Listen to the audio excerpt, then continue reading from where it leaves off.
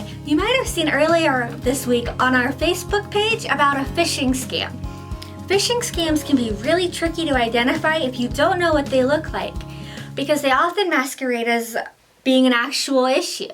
These scammers can masquerade as your bank, your credit card company, anywhere you have bills, the library, a school, anywhere that has your personal and private information. These scammers will try to mimic so that they can take all that information and do with whatever they want, whether it's sell your identity online or maybe actually hack your bank accounts and take all of your money, and so many other kind of gross things you wouldn't want to have happen.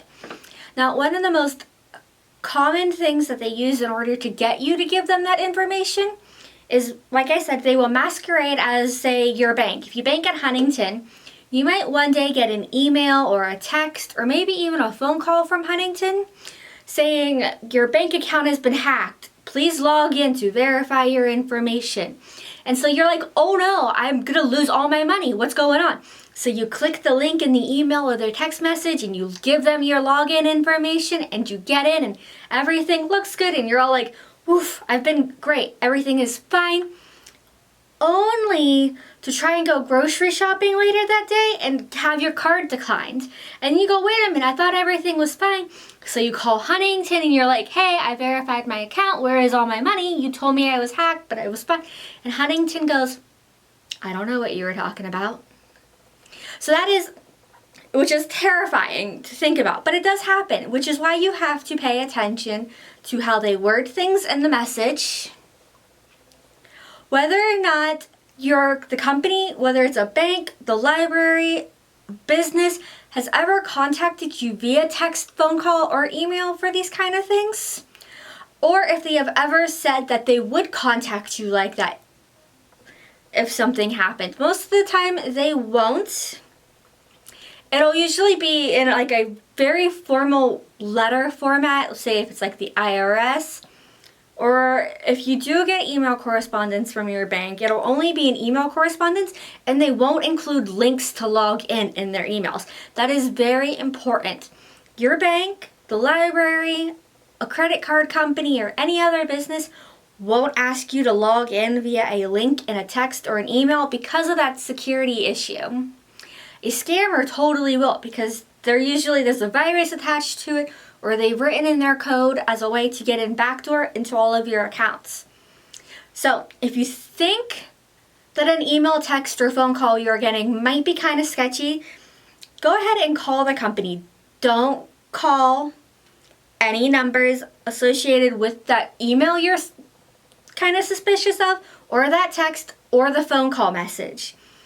You might have to do some digging on the actual website to find their customer service number, but always call the official customer service number online to verify any issues with your account. So you can always call them and verify, yes, we had a data breach, or no, we didn't have a data breach, that is a scam.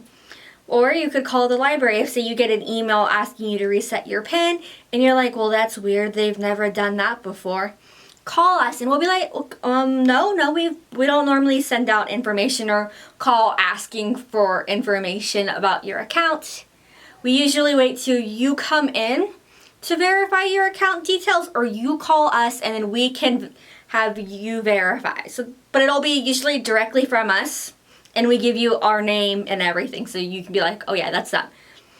And then because you called us, you can be rest assured you actually physically called the library, or you called the bank, or you called your credit card company. So that is super important. And like I said, in these emails, you definitely want to watch for their grammar. The grammar and the way the sentences are structured will usually be a little off. Something will read weird. It'll be English and it'll be grammatically correct, but it won't read like somebody who's native to the language would say it, or even someone who maybe is trying too hard to appear professional or legitimate. So you definitely have to be careful of the language issue with the grammar and the syntax and everything. Also, any links in these emails, text messages, or phone calls that they give you, there's going to be something slightly off. It might not be a .com, it'll be a .co or a .cm, or it'll spell Huntington. If you were going back to the Huntington example, it'll spell Huntington wrong, it'll add an extra letter, it'll leave a letter out. But it's just such a small, tiny little detail that in your panic, you might not know to look for, and you might click that link without thinking. Another common phishing scam happens on Facebook, actually, where you'll get these see who has been looking at your account by clicking here, and then you log in, and next thing you know, you're getting things posted on your account you would never post. Or these weird clickbaity news articles where you have to log in to watch it or see it. Those are also another common type of phishing scam. And these are called phishing scams. Not sure if I've said that already, but they're called phishing scams because your scammer is quite literally phishing for information. They send out hundreds of these messages, whether it's email, text message, or a phone call, in hopes that one person will fall for it. So like I said, always double check by calling an actual customer service representative or the physical business itself. Hover your mouse over the link if you're on a computer and see if it goes to the website it's supposed to go to, because a little preview will pop up. And then delete the message. Do not open it. If you have already opened it, just delete it. Don't click anything else. And then you should also report it to that business, organization, company, so that they themselves can take measures to help cut back the risk for other people. So I hope that helps explain phishing scams a little bit. If you want more info, I'll leave a couple other videos up here, as well as a few books and websites and stuff down below that you can look more into it and find out about other common scams. Thanks for watching.